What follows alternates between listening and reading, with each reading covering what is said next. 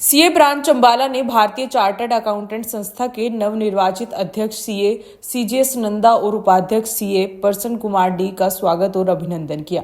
गौरव गांधी ने अध्यक्ष सीए सीजेएस नंदा की देश में वित्तीय पारदर्शिता और आर्थिक विकास के लिए सरकार की प्रतिबद्धता का समर्थन करने के लिए निभाई जा रही भूमिका की सराहना की। दोनों नेताओं को लेखा पेशे में उनके उल्लेखनीय योगदान और आईसीएआई के भविष्य के लिए उनके दृष्टिकोण के लिए सम्मानित किया गया। अध्यक्ष ने अंबाला ब्रांच के चेयरमैन गौरव गांधी, सह चेयरमैन अमित गुप्ता और अन्य कार्यकारिणी सदस्यों को धन्यवाद दिया और उनके कुशल नेतृत्व में अंबाला ब्रांच के अतिशीघ्र नए परिसर बनने के लिए शुभकामनाएं दी। सीए ब्रांच के संरक्षक सीए अर्जुन देव गांधी ने बताया कि इस मौके पर अंबाला ब्रांच ने सनातन धर्म स्कूल अंबाला कैंट के बच्चों को स्पोर्ट्स साइकिल बांटी। ब्रांच सचिन अमन गोयल ने बताया कि इस अवसर पर सीए के विद्यार्थियों ने रंगारंग कार्यक्रम पेश किया।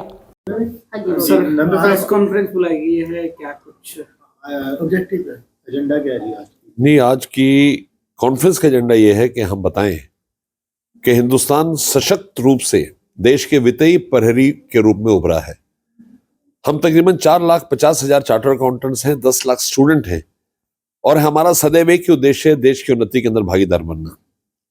एपीजे अब्दुल कलाम साहब ने हमें कहा है पार्टनर्स इन नेशन बिल्डिंग। हम एक क्लास अपार्ट है जो देश की तरक्की में सदैव तत्पर रहते हैं। आप देखते हैं जीएसटी इनकम टैक्स की कलेक्शन इतनी बढ़ रही है, उसके पीछे मेरे भाइयों बहनों का हाथ है जो दिन रात कड़ी मेहनत कर कर एसएससी को अवेयर करते हैं और टैक्स पे करने के लिए प्रेरित करते हैं। तो आज का उद्देश्य मेंबर्स के बीच में पूरी तरीके से प्रोफेशनल टॉपिक्स का चयन करना, उस पर डिस्कशन करना ताकि वो अच्छे से समझ सके उसकी क्या मॉडलिटीज हैं। आज के टाइम में सिस्टम में आज कुछ लेटेस्ट चेंजेस आ रहे हैं, उनके बारे में आप बताइए। दोबारा बताइए, क्या कहा? लेटेस्ट चेंजेस आप आज की डेट में जो आप प्रोग्राम कर रहे हैं उसमें लेटेस्ट चेंजेस हैं जो आप बताने हैं, वो क्या है? आज के समय में पूरे इंटरनेशनल एरेना चेंज हो रहा है। टेक्नोलॉजी के एडवेंट से बहुत नई चीजें आ रही हैं और अकाउंटिंग स्टैंडर्ड बोर्ड हमारे इंस्टीट्यूट का एक बहुत बड़ा बोर्ड है जो अकाउंटिंग प्रैक्टिसेस के ऊपर अपनी रिसर्च करता है, इंटरनेशनल अकाउंटिंग प्रैक्टिसेस के साथ इसको अलाइन करता है, उसके साथ उसको सिंक्रनाइज करता है।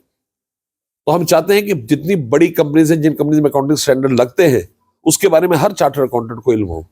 और आज का जो प्रोग्राम हम कर रहे हैं इसीलिए कर रहे हैं कि कंटिन्यूइंग प्रोफेशनल एजुकेशन हमारा एक विंग है, उसके तहत हम अपने मेंबर्स को ट्रेन करते हैं ताकि बड़ी शिद्दत के साथ वो समझ सकें कि क्या पॉलिसीज हैं और उन पॉलिसीज को कैसे क्रियान्वित करना है। तो आज का जो प्रोग्राम है उसी के प्रति डायरेक्टेड है, उसी के प्रति समर्पित है। कुछ अपेक्षाएं हैं, कुछ महत्वपूर्ण बिंदुओं को लेकर आपकी, मैं विशेष तौर से राज्य सरकार से बात कर रहा हूँ क्योंकि आप हरियाणा में प्रेस कॉन्फ्रेंस कर रहे हैं।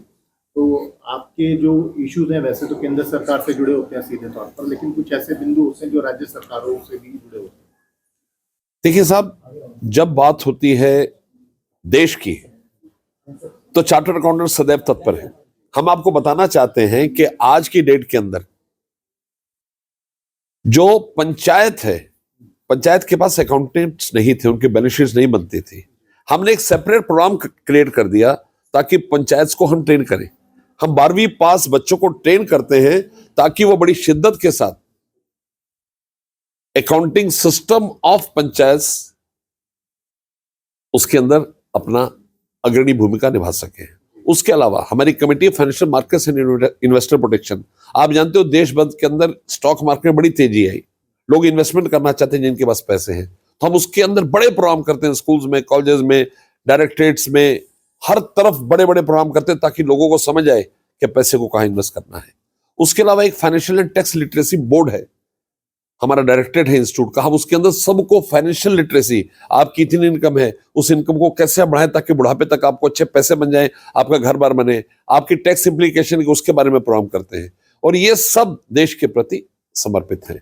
अब आते हैं हम डिसिप्लिन प्रोसीडिंग की तरफ। हमारा एक बोर्ड है financial reporting and review board, हमारा एक क्वालिटी रिव्यू बोर्ड है, हमारा एक पीयर रिव्यू बोर्ड है जो देखता है कि कहीं कोई प्रोसेस में कमी तो नहीं, और अगर कमी उजागर होती है तो एक डिसिप्लिनरी कमेटी है, 2 डिसिप्लिनरी कमेटी का मैं प्रेसिडेंटिंग ऑफिसर हूं, 2 के वाइस प्रेसिडेंट प्रेसिडेंटिंग ऑफिसर है। हम देखते हैं कोर्ट की तरह, सिविल कोर्ट की तरह चलता है और हम उसमें देखते हैं कि कहीं किसी मेंबर की गलती तो नहीं है, अगर है तो उसके लिए क्या करेक्टिव एक्शन लिया जाए।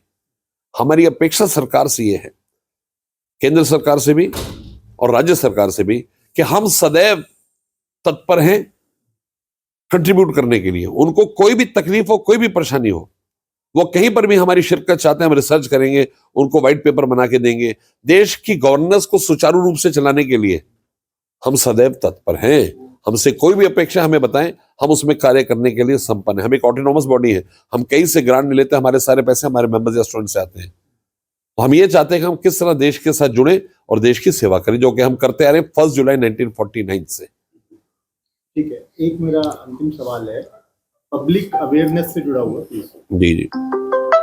आमतौर पे देश में किसी भी राज्य में या देश में कभी भी कहीं भी कोई चुनाव आते हैं तो हमेशा जो भी विपक्षी दल होते हैं, चाहे कोई भी विपक्षी दल हो, आमतौर पे जीएसटी को लेकर सवाल उठाने लगते हैं और ये कहा जाता है कि जीएसटी पे बहुत बड़ा घोटाला है, क्योंकि सीधे तौर पे सीए से जुड़े हुए हैं और आपकी सबसे बड़ी बॉडी है। तो आप इसको कैसे देखते हैं? क्या वाकई में जीएसटी देश के लिए कारगर है या इसमें आप लोगों को भी कोई घोटाले जैसा जो शब्द प्रयोग होता है वो कुछ नजर आता है? देखिए जी, कुछ मोटिवेटेड शब्दों के बारे में मैं कुछ कमेंट नहीं करना चाहूंगा, लेकिन जीएसटी एक बहुत बड़ी रिफॉर्म्स प्रोसेस है जिसने हिंदुस्तान को इंटरनेशनल पटल पर लाकर खड़ा कर दिया।